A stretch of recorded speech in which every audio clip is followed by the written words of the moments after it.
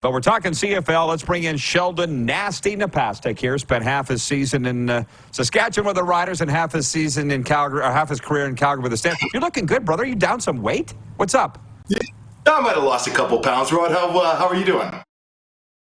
Good. Well, as have I. Thanks for noticing. How much you down?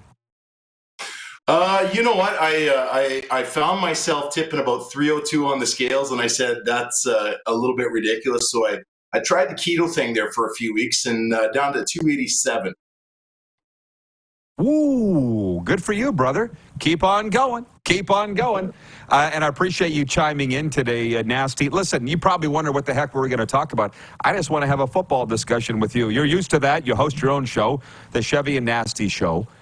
The Edmonton Elks color guy Dave Campbell said an hour ago that he believes by 2025 the Elks will have private ownership after forever being community owned. And somebody's written in and said, how will that help things? You own your own business. Can I put that to you? How do you think that'll change the fortunes of the Edmonton football team?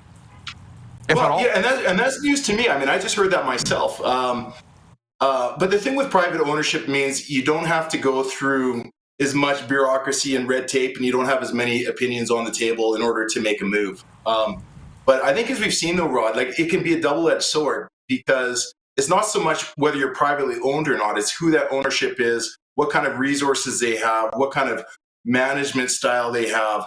At the end of the day, you know, everybody talks about quarterbacks and coaches, but when you look at every successful franchise in the CFL, it all starts with a successful ownership group and a strong management department. That's something right now I think the Elks are just lacking in general, and it's shown on the field the last 10, 15 years. Yeah, well, I'm like you, fascinated, I think, with the story because we're fans of the league. But if I may, since the 1970s, the three flagship teams of the CFL have been Edmonton, then Saskatchewan, and now Winnipeg, all in that order, and they're all community owned. So I'm with you. Doesn't matter who owns them. It's about the proper leadership. Now, absolutely. Are you ready to move on, or do you have anything else on that? No, I think that's about it. It's just going to be a wait and see. Have there been any rumors on who that person might be? To be honest, no, because I've had people calling me, and I'm like, I don't want to talk about it. I don't want to cover it, because when I report things, people get pissed off at me, and I get blackballed. I'm out. No, I don't want to hear about this. Yeah, just call me for the news conference. So I haven't. I guess we're just going to have to wait till 2025. We're just going to have to wait till 2025 and see what happens. Are you having a hard time hearing me here, Rod? Or? No. I can hear you. There's a very slight delay, but I'll give you an example. I reported the sale of the Stampeders, which I believed was going to happen, and then the buyer backed out, and the Flames were pissed at me. Do you know what I mean? Like I don't need this. I don't need this. So on that, how do you feel about the Calgary Stampeders? The season they had, miraculous ending, but then petering out in BC again. What do you think? You know, I think, Rod, I'll go back to, I think, a conversation we had at the beginning of the season. And Calgary's still a strong organization, good leadership, is well run, but they've got a couple of issues in there right now that haven't been addressed. And I said from the start that it was probably time to move on from Bo Levi. He was clearly kind of struggling as he petered out. But when we look at Jake Maier as his replacement and the faith that they put in him, I'm still just not convinced that he's the guy. Or at least he's not the guy yet. I guess he's got a few things going for him in that he doesn't. No, he doesn't even. I was going to say he doesn't make a ton of mistakes, but his mistakes have been very costly. For the most part, he's an efficient game manager, but he's got an accuracy problem. He has a problem going deep on going to the deep ball. And when you look at Calgary's struggles throughout the season, you know, we're just not seeing the production out of that quarterback position that we're used to, and that you need to succeed in the Western Conference when you're looking at, you know, at BC and Winnipeg. We just don't have the firepower at quarterback. And that's something I haven't seen them really trying to address yet, and I'm not sure what the best options for them are going to be. That's a really good point. Jake Maier doesn't make a lot of mistakes, but when he does, they're big ones. That's a really good point. And when you said time to move on from Bo Levi, boy, did Hamilton find that out at the wrong time, just in terms of age and being injured and blah, blah, blah. Do you think he comes back, or does he stay on television? What do you think?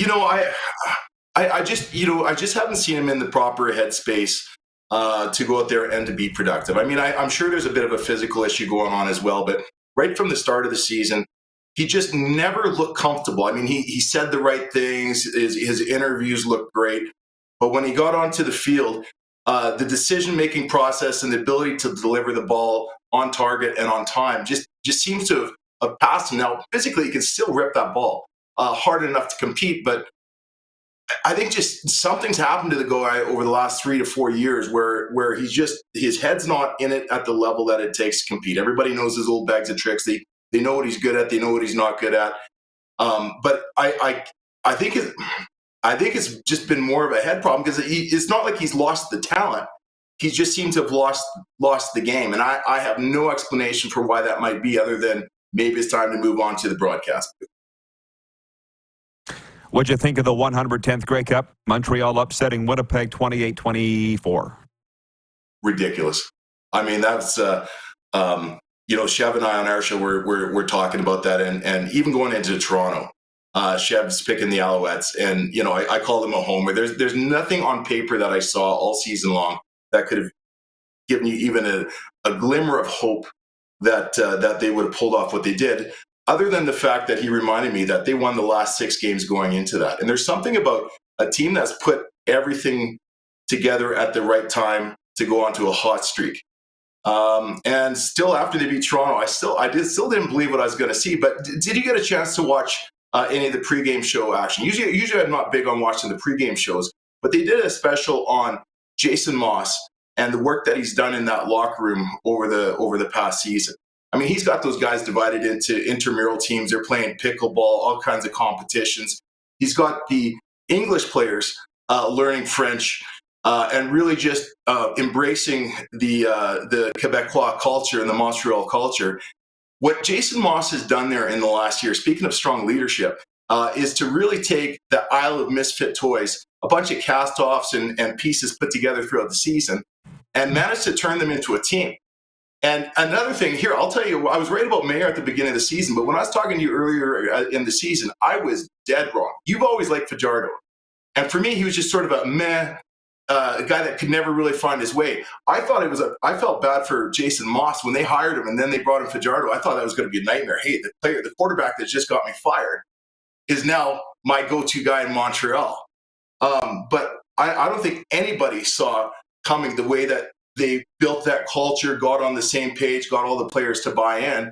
And that culminated in just an amazing, 110th Grey Cup. I mean, they went out there. That defense was spot on. They didn't give Winnipeg anything after the catch. They had no blown coverages, and the offense just believed enough to get it done on the backs of a couple runs by Stanback early and impressive performance by Mack and Tyson Philpott, Calgary kid.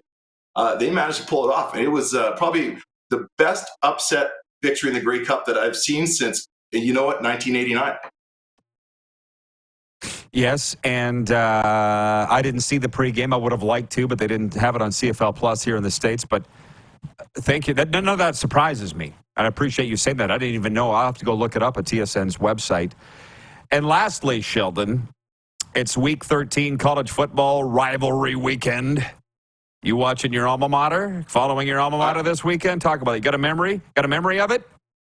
Yeah, well, this weekend was Iowa State versus Kansas State. And Iowa State, of course, putting out Brock Purdy to the San Francisco 49ers a couple of seasons ago. His replacement in the wings was looking strong until the beginning of the season, got tied up in that whole gambling scandal and was sat for the rest of the year, suspended. So we've got a new kid in there that's a redshirt freshman that struggled early on, but it's been coming on really strong. Last week against Texas, I think we lost 24-17 against number 7 Texas in Ames. This week we're taking on Kansas State. Iowa State's looking strong. They're already bowl eligible. I think this is going to be their possible 8th win this week. So yeah, I'm following the alma mater a little bit. Go Clones. It is a fantastic weekend of college football. They all are, but especially this one.